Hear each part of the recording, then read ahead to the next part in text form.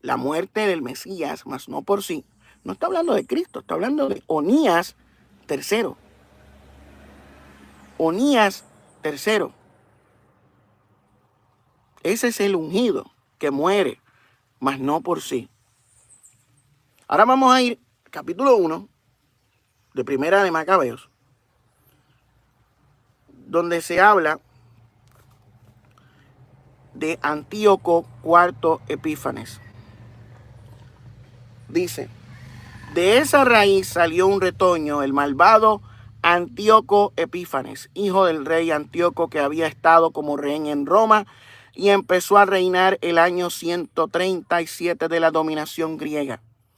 Por aquel tiempo aparecieron en Israel renegados que engañaron a muchos, diciéndoles: hagamos un pacto con las naciones que nos rodean, y un príncipe que ha de venir, y por otra semana hará un pacto con los muchos. Esto está hablando. Hagamos un pacto con las naciones que nos rodean, porque desde que nos separamos de ellas nos han venido muchas calamidades. A algunos del pueblo les gustó y se animaron a ir al rey, y éste les dio la autorización para seguir las costumbres paganas. Construyeron un gimnasio en Jerusalén, que ya lo leímos en el otro capítulo de Macabeos. Como acostumbraban los paganos, se hicieron operaciones para ocultar la circuncisión, renegando así de la alianza sagrada, se unieron a los paganos y se vendieron para practicar el mal. Al ver Antíoco que su reino estaba firme, decidió apoderarse de Egipto para ser rey de los dos países. Así pues, invadió Egipto con un poderoso ejército, con carros, elefantes y una gran flota, y atacó al rey Ptolomeo. Y una gran flota. Con carros, elefantes y una gran flota, y atacó al rey Ptolomeo, el cual retrocedió ante él y huyó, dejando muchos muertos en el campo. Antíoco ocupó las ciudades fortificadas de Egipto y saqueó el país. Dice: después de esta victoria sobre Egipto, en el año 143, Antíoco se puso en marcha con un poderoso ejército contra Israel y llegó a Jerusalén. Entró con arrogancia en el santuario y se apoderó del altar de oro, del candelabro con todos sus accesorios, de la mesa de los panes sagrados, de las copas, de las tazas, los cucharones de oro, etc. Se apoderó también de la plata, el oro, los utensilios. Con todas esas cosas se fue a su país. También mató a mucha gente y habló con grandísima insolencia. Por eso es que Daniel habla de un cuerno pequeño que habla grandes blasfemias y habla grandes cosas. Que ese es Antíoco IV Epífanes. Antíoco IV Epífanes es el cuerno pequeño que habla Daniel capítulo 7, y también es el cuerno pequeño de Daniel capítulo 8. Él es el cuerno pequeño en ambos capítulos. Es la misma persona, Antíoco IV Epífanes. Los preteristas dicen que el cuerno pequeño de Daniel 7 sería Nerón, pero eso es embuste. Eso es mentira. Eso es una mentira descarada, porque eso va en contra de la realidad histórica. El cuerno pequeño era Antíoco IV Epífanes. El libro de Daniel no habla de Nerón, ni del Imperio Romano, ni del ministerio de Cristo. No habla de nada de eso. Y seguimos leyendo acá. Dice: en todo Israel hubo gran tristeza, los jefes y los ancianos lanzaban ayes de dolor, las muchachas y los jóvenes perdieron su vigor, desapareció la belleza de las mujeres, los recién casados entonaban lamentaciones, las novias guardaban luto sentados en alcobas, la tierra entera se conmovió al ver la suerte de sus habitantes, todo el pueblo de Jacob se vio cubierto de deshonra. La destrucción de Jerusalén. En el 29 dice: 2 años más tarde, el rey envió a las ciudades de Judea a un funcionario encargado de cobrar impuestos, el cual llegó a Jerusalén con un poderoso ejército con intención de engañar a los habitantes. Les habló en son de paz y ellos le creyeron, pero de repente se lanzó sobre la ciudad, descargó sobre ella un terrible golpe, matando a muchos israelitas, y después de saquearla, la incendió y destruyó las casas y la muralla que los rodeaba. Sus hombres se llevaron cautivos a las mujeres y a los niños y se apoderaron del ganado, alrededor de la ciudad de David construyeron una muralla alta y fuerte con torres fortificadas y la convirtieron en ciudadela. Pusieron en ella a paganos impíos y a judíos renegados que se fortificaron allí, almacenando armas y provisiones, guardaron allí las cosas que habían robado en Jerusalén. Allí se pusieron al acecho. Dice, fue un peligro para el santuario y una constante amenaza para Israel. Derramaron sangre inocente alrededor del santuario y lo profanaron. Por temor a ellos huyeron los habitantes de Jerusalén. La ciudad se convirtió en residencia de extranjeros. Sus propios hijos llegaron a ser extraños en ella y tuvieron que abandonarla. El templo quedó en ruinas y desierto. Las fiestas se volvieron días de tristeza, los sábados fueron causa de vergüenza y en honor de la ciudad se convirtió en ignominia. Como fue grande su gloria, así de grande fue su humillación, su altivez quedó convertida en tristeza. El rey publicó entonces en todo su reino un decreto que ordenaba a todos formar un solo pueblo, abandonando cada uno sus costumbres propias.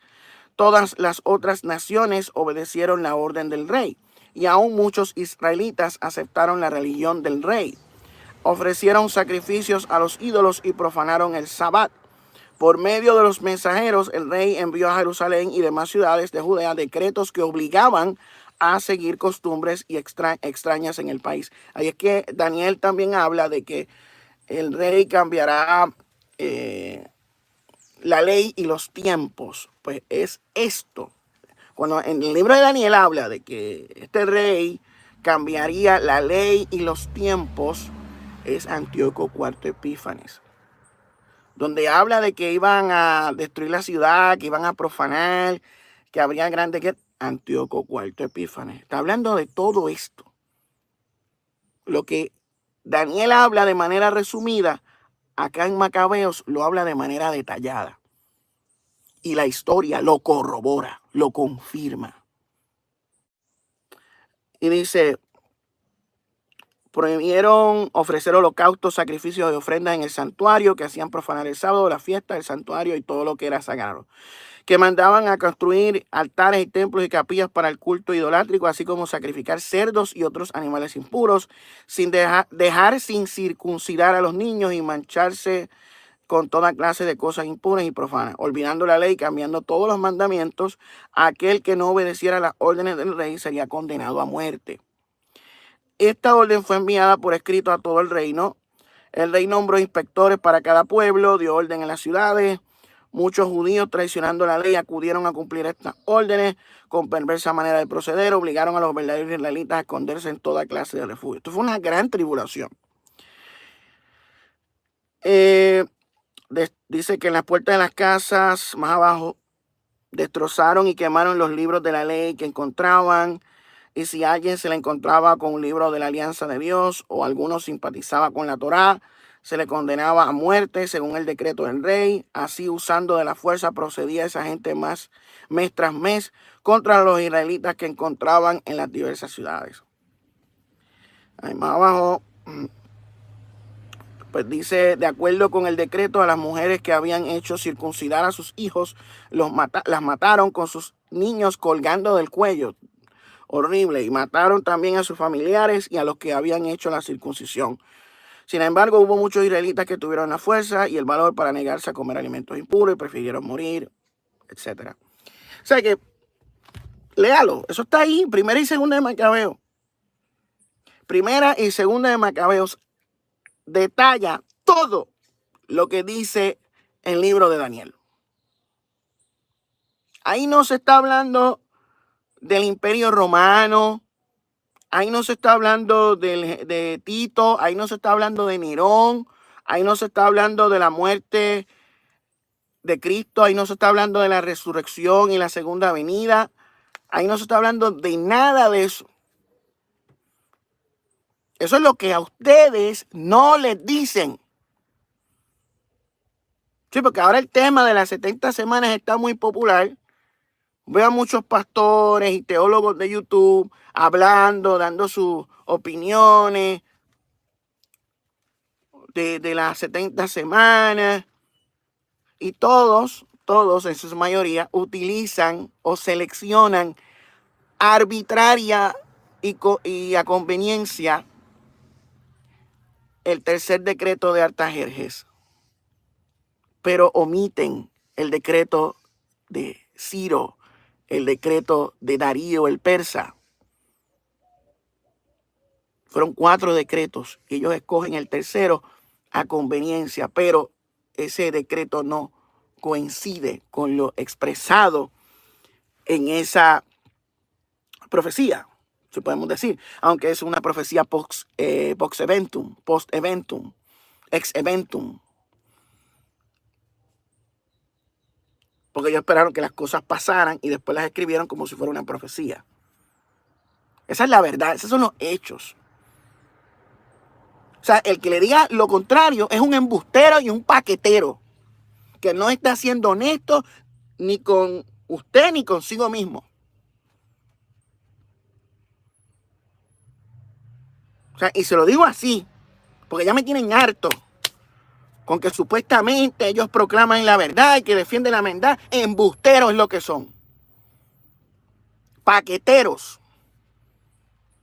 Inventando cosas para vender sus libros, para vender sus conferencias,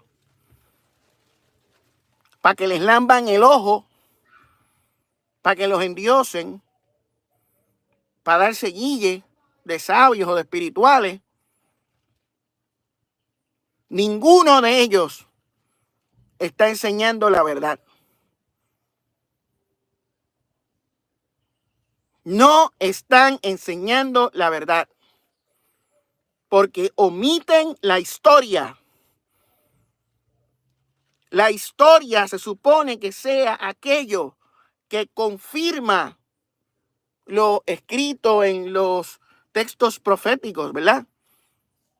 Pero si la historia contradice las cosas, uno no puede seguir insistiendo, inventándose cosas para aliviar la disonancia cognitiva y autoengañarse psicológicamente para sentirse especial, sino aceptar los hechos, la verdad,